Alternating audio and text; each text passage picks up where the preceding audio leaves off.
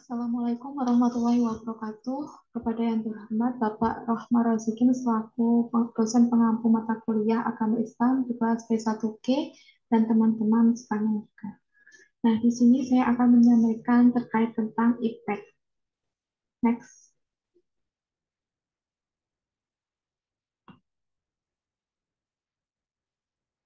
Next.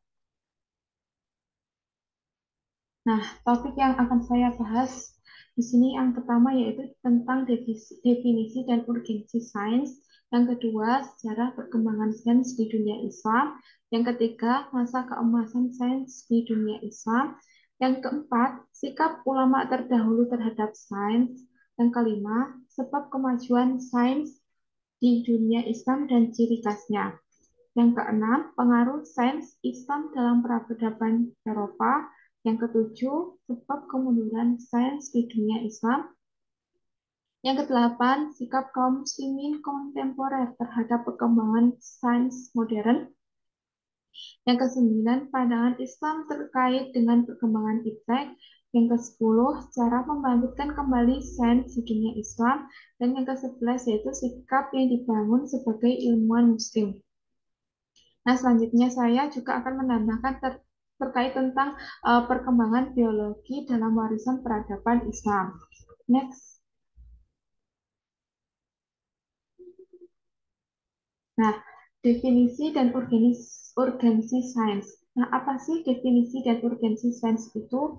Yang pertama, definisi ilmu pengetahuan yang menurut Kamus Besar Bahasa Indonesia adalah gabungan berbagai pengetahuan yang disusun secara logis dan bersistem dengan memperhitungkan sebab akibat. Artinya yaitu ilmu yang disusun itu secara logis dan berurutan yang memperhitungkan sebab akibatnya atau risiko setelah adanya keputusan untuk mengambil suatu keputusan.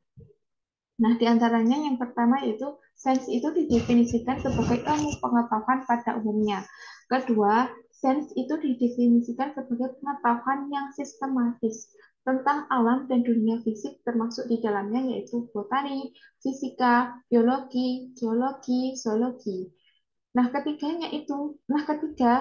didefinisikan sebagai pengetahuan sistematis yang didefinisikan dari suatu observasi, penelitian, dan uji coba yang mengarah pada penentuan sifat dasar atau prinsip sesuatu yang sedang diselidiki dan dipelajari. Nah, artinya di kayak ilmu botani, fisika, biologi, geologi, zoologi ini umumnya udah dipelajari dari SMP, SMA, bahkan hingga perkuliahan sehingga adanya ilmu sains dari zaman ke zaman ini lebih maju lagi.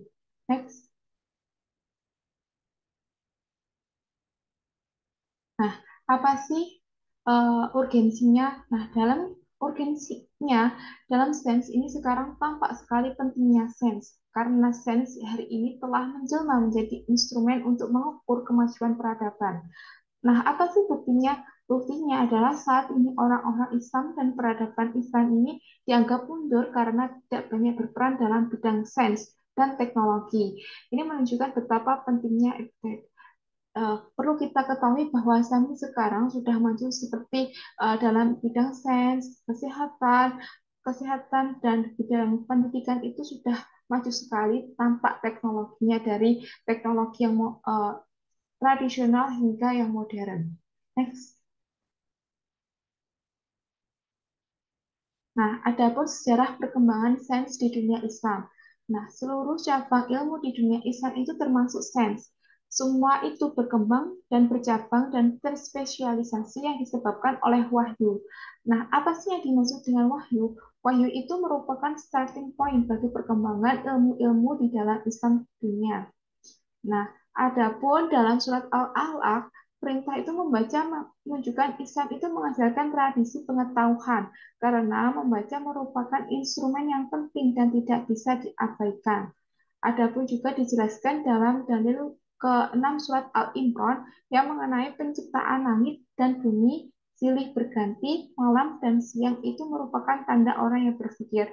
Artinya adapun yang dimaksud dalam surat Al Imron yaitu ketika manusia adanya peralihan dari siang ke malam atau malam ke siang itu, mereka itu berpikir kok bisa malam berganti siang ataupun sebaliknya. Nah, dengan adanya itu eh, manusia ingin mencari tahu apa sih sebab-sebab kok bisa berubah gitu. Kemudian manusia itu menemukan bahwa adanya kalau malam berpindah ke siang, siang ke malam itu adanya rotasi bumi. Next.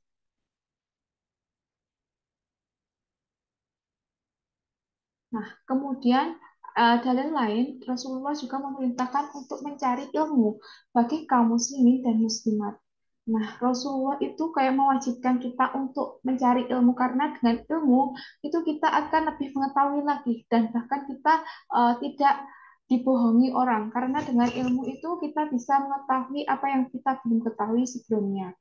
Kemudian dari Aisyah, Zaid bin Sabit diperintahkan untuk belajar membaca dan menulis. Adapun tawanan perang Badar yang musyrik itu bisa dibebaskan asal mengajari 10 orang kaum muslimin baca tulis. Setiap Al-Quran turun, semuanya ditulis di atas tulang-tulang pelepah batu dan lain-lain. Nah, Aisyah pada zaman Aisyah ini tawanan itu dibebaskan asalkan dapat mengajari 10 orang kaum muslimin baca tulis. Nah, perlu diketahui bahwa dengan mengajari 10 orang kaum muslimin baca tulis ini, maka semakin berkembang berkembang kepintaran orang-orang di zaman tersebut. Nah, kemudian di setiap Al-Quran itu yang turun ditulis pada tulang-tulang, pelepah, dan batu. Nah, kemudian pada zaman Umar bin Khattab ini dijadikan satu mushaf Al-Quran. Sehingga dari zaman sekarang ini kita bisa membaca Al-Quran dari awal hingga akhir. Nah, kemudian munculnya ilmu sains itu terjadi akibat perluasan wilayah Islam. Jadi ketika Islam semakin meluas, itu semakin secara alami meluas karena ada perintah dakwah. Nah, dari zaman kita ketahui bahwa adanya zaman kayak seperti Sunan Kalijaga, Sunan atau ulama. Kalau Sunan itu seperti Wali Songo atau Sunan itu seperti kita ketahui, Sunan Kalijaga yaitu dengan menyebarkan ajaran Islam itu melalui kesenian seperti wayang. Next. Nah, kemudian perkembangan real science. Bagaimana sih perkembangan real science itu? Nah, pertama kali itu adanya gerakan mulai tumbuhnya sains yang terjadi pertama pada Bani Umayyah. Nah, di masa Bani Umayyah ini boleh diterjemahkan karya-karya yang berbahasa Yunani dan bahasa Suryani. Lalu gerakan penerjemah itu memulai percepatan di masa Bani Abbasiyah di bawah pemerintahan Al-Ma'mun yang mendirikan Baitul Hikmah. Baitul Hikmah ini menjadi penerjemah di segala perpustakaan sekaligus observatorium bahkan universitas. Menjelang akhir pada abad 19 Masehi, itu hampir dinyatakan korpus saintifik Yunani itu berhasil diterjemahkan dalam bahasa Arab dan akhirnya muncullah ilmuwan sains. Nah, perlu diketahui bahwa perkembangan sains itu munculnya dari dinasti Abbas, pertama yaitu Umayyah, kemudian berkembang lagi menjadi dinasti Abbasiyah. Di mana pada zaman dinasti Abbasiyah ini kayak muncul ilmuwan seperti Ibnu Sina, terus Harun ar-Rasyid dan lain-lain. Yes.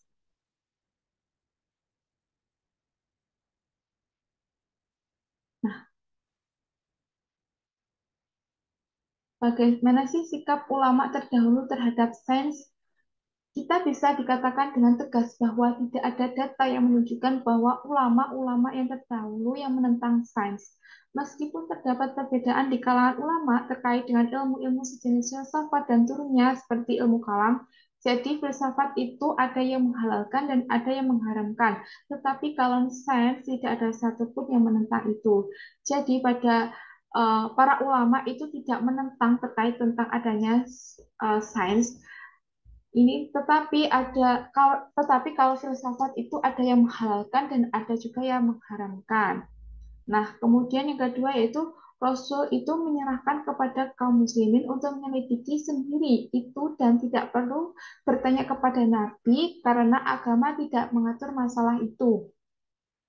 Tidak memberikan penjelasan cara kerja alam ini, tetapi agama hanya mengatur cara hidupnya, cara memanfaatkan hasil dari penyelidikan alam itu. Demikian pula hadis riwayat Muslim, mukmin yang kuat lebih dicintai Allah daripada mukmin yang lemah dan pada masing-masing terdapat kebaikan. Minatilah sesuatu yang bermanfaat bagimu dan mintalah kepada Allah serta jangan lemah. Nah, yang maksud di sini berarti itu mukmin yang kuat itu lebih disukai oleh Allah karena kita itu kalau udah ada apa ya usaha kalau udah ada usaha dan udah ada kayak dana itu semampu kita jangan menjadi mukmin yang lemah kayak seperti meminta-minta gitu. Next.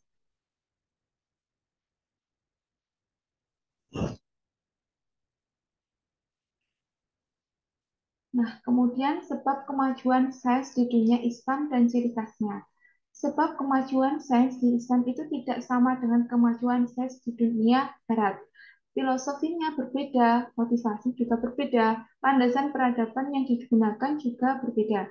Nah, ibarat sains dan teknologi maju itu setelah mereka meninggalkan agama. Setelah tidak percaya itu, semua menggali kembali ke sana Yunani. Akhirnya kemudian majulah Ibrahim. Nah, di sini perlu kita ketahui bahwa dengan adanya kemajuan sains di Islam itu tidak sama dengan kemajuan sains di dunia Barat karena sudah filosofi, motivasi, landasan peradaban yang digunakan itu berbeda. Nah, kemudian berbeda dengan Islam. Kalau Islam itu gerakan ilmu di dunia, Islam itu tuntutan alami dakwah Islam. Jadi, risalah Islam yang dituntut untuk disebarkan ke berbagai negeri itu mengharuskan ada studi, penelitian, pembacaan yang merangsang penuntunnya untuk mengembangkan ilmu. Nah, kalau di Indonesia ini pasti ada kayak studi, penelitian, dan pembacanya untuk membuktikan bahwa penelitian ini benar atau tidak. Kemudian selanjutnya akan diuji seperti di laboratorium atau diuji sampel tangannya. Next.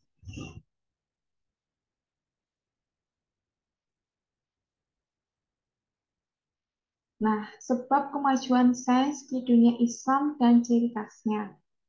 Menurut Samsudin, Arif faktor yang membuat kegemilangan sains di zaman Islam itu ada 5. Yang pertama apa sih? Yang pertama adalah ajaran Islam membentuk manusia unggul. Kedua, motivasi agama, yakni karena ajaran Islam menciptakan budaya ilmu. Selanjutnya, faktor sosial politik yang aman dan stabil. Yang keempat yaitu faktor ekonomi yang baik dan ekonomi bisa menjamin aktivitas ilmiah. Dan yang kelima yaitu dukungan serta perlindungan penguasa. Nah, dalam pendapatnya menurut Syamsuddin Arif, yang dapat menyebabkan kegemilangan yaitu adanya ajaran yang membentuk manusia unggul seperti adanya pendidikan dan atau hal-hal yang lain yang bisa mewujudkan itu manusia seperti memiliki keunggulan masing-masing. Kemudian adanya motivasi agama dari dari dalam dirinya itu adanya dorongan untuk mempelajari agama Islam. Kemudian adanya faktor sosial politik yang aman dan stabil. Kemudian ada pendapat ini pada intinya menjelaskan bahwa faktor kemajuan sains itu ada 2, yaitu ajaran Islam dan kebijakannya penguasa. Jadi kebijakan penguasa juga mempengaruhi apa kemajuan sains Islam karena dengan kebijakan penguasa seperti kayak raja itu sangat sangat besar sekali uh, war- untuk mempengaruhi masyarakatnya karena dengan adanya kebijakan penguasa itu masyarakatnya mampu percaya kepada penguasanya. Next. Kemudian pengaruh sains dalam peradaban Eropa.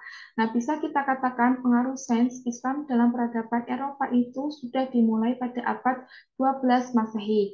Sebelum masa penjarahan atau Renaissance, nasib ilmuwan Barat itu sangat sedih karena mereka tertindas oleh gereja. Malah beberapa kurafat-kurafat atau filsuf-filsuf Yunani itu dilindungi oleh gereja dengan memaknai Injil. Poin selanjutnya yaitu orang Islam itu telah mendahului orang Eropa mengeksplorasi khasanah Yunani ini akhirnya mau tidak mau mempelajari bahasa Arab untuk bisa membaca buku-buku bahasa Arab yang dikarang oleh kaum muslimin sebagai hasil terjemahan karya-karya Yunani atau orisinil karya yang mereka buat sendiri sebagai perkembangan pengkoreksian atau gagasan-gagasan Yunani untuk diterjemahkan ke dalam bahasa lain. Nah, yang pertama menemukan kayak yang menemukan pertama yaitu orang-orang Islam, kemudian dipelajari oleh orang-orang Eropa. Next. Bagaimana sih pandangan Islam terkait dengan perkembangan iptek? Zaman pra-Islam adalah pra-ilmiah dan pada zaman Islam lah metode ilmiah itu dikenalkan orang-orang Islam kepada orang-orang Eropa. Karena itu bisa dikatakan dari uraian itu semua bahwa peradaban Eropa itu banyak dipengaruhi oleh peradaban Yunani. Tetapi mereka hanya bisa ke peradaban Yunani berkat cendekiawan Muslim yang menerjemahkan karya-karya ilmiah itu. Jadi, fakta ini adalah sejumlah penulis yang berusaha untuk menipu dan tidak mengaku peradaban Islam. Tetapi, sejumlah penulis Barat yang lain juga mengkritik kepada orang-orang yang tidak jujur itu. Next.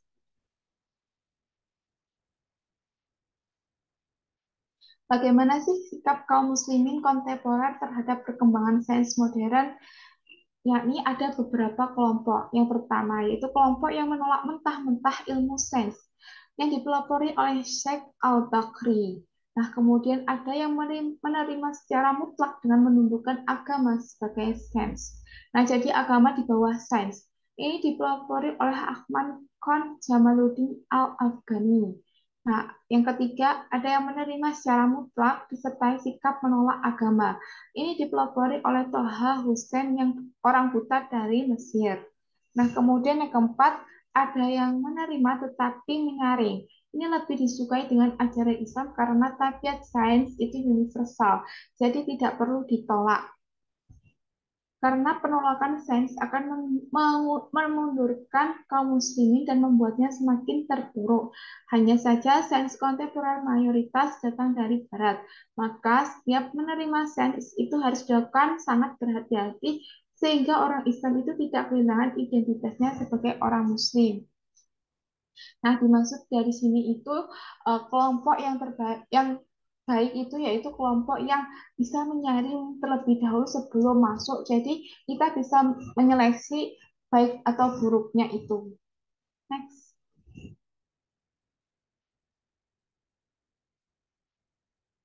Nah, apa sih sebab kemunduran sains di dunia Islam?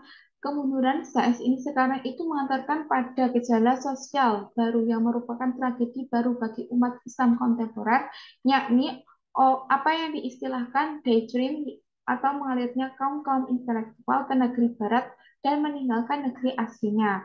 Nah, menurut Profesor Sabra dan David, sebabnya sains itu di dunia Islam hanya ditentukan kepada untuk membantu praktisi agama yang kemudian menurut Delvin Lindbergh, sebabnya itu ada tiga, yaitu tantangan kaum konservatif yang menganggap sains yang baru itu adalah bid'ah, dan juga krisis politik ekonomi karena perang membuat kemiskinan dan sains itu tidak bisa berkembang.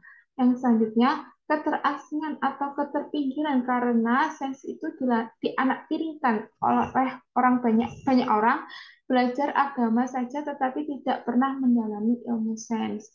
Yang dimaksud di sini adalah mereka itu menganaktirikan sains kayak seperti menganaktirikan ilmu agama seperti dia itu sangat sangat sangat mendominasi dengan ilmu sains, tetapi sedikit kayak meninggalkan ajaran agama Islam.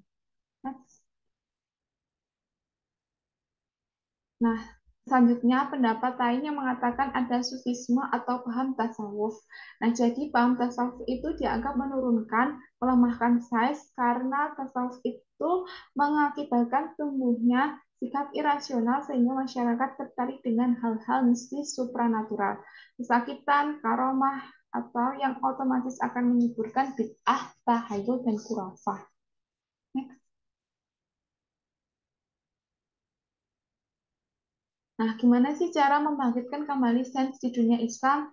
Nah, Al-Jabiri itu menggagas untuk mengubah nalar umat Islam agar bisa bangkit lagi. Dia mengusulkan untuk mengembangkan nalar Burhani, saya meninggalkan nalar Bayani dan Irfani. Al-Jabiri terobsesi untuk menghidupkan ilmu-ilmu rasional dengan nalar Burhani sebagaimana Al-Ghazali melakukan Ihya Ulumuddin atau menghidupkan ilmu agama dengan nalar Bayani dan Irfani. Nah, kemudian apa sih yang dimaksud dengan nalar burhani? Nalar burhani adalah nalar rasional seperti Eropa. Kalau bayani itu nalarnya fuqaha, jadi menjelaskan pemikiran dengan dalil. Kalau nalar irfani ya, yaitu nalarnya kaum sufi, jadi menjelaskan ilmu itu memakai rasa dan ilham. Menurut Al-Jabiri, yang membuat Islam itu mundur karena Islam itu memiliki nalar bayani dan irfani. Maka sekarang harus dibangkitkan nalar burhani agar bangkit lagi. Jadi Al-Jabiri ingin semua ilmu itu dibangkitkan secara irasional. Next. Nah, proyek intelektual itu bernama Kritik Nalar Arab yang menyusunnya selama 20 tahun dan akhirnya melahirkan tetralogi 4 buku. Yang pertama yaitu Formasi Nalar Arab, yang kedua Struktur Nalar Arab, ketiga Nalar Politik Arab, dan yang keempat adanya Nalar Etis Arab. Nah, kemudian menurut Syamsuddin, cara membangkitkan Islam itu bisa melalui histori, sainstik, sosiologis, dan holistik. Nah, cara sainstik itu menunjukkan Islam dengan gaya sainstik yang dipakai Hamid Jauhari. Nah, kalau secara histori itu menghidupkan sains yang klasik yang terbagi menjadi dua arus, yakni orientalis dan tradisionalis. Next. Nah, bagaimana sih sikap yang dibangun sebagai ilmuwan muslim? Generasi muslim saat ini jangan terjebak dengan perdebatan-perdebatan dengan hal yang bersifat filosofis dan teoritis seperti ini. Tetapi hendaknya generasi muda itu saat ini berperan secara praktis menuntut ilmu untuk membangkitkan sains di dunia Islam. Generasi Islam bisa membuat suatu karya sebagaimana cemerlangnya ilmu-ilmuwan muslim di masa lampau.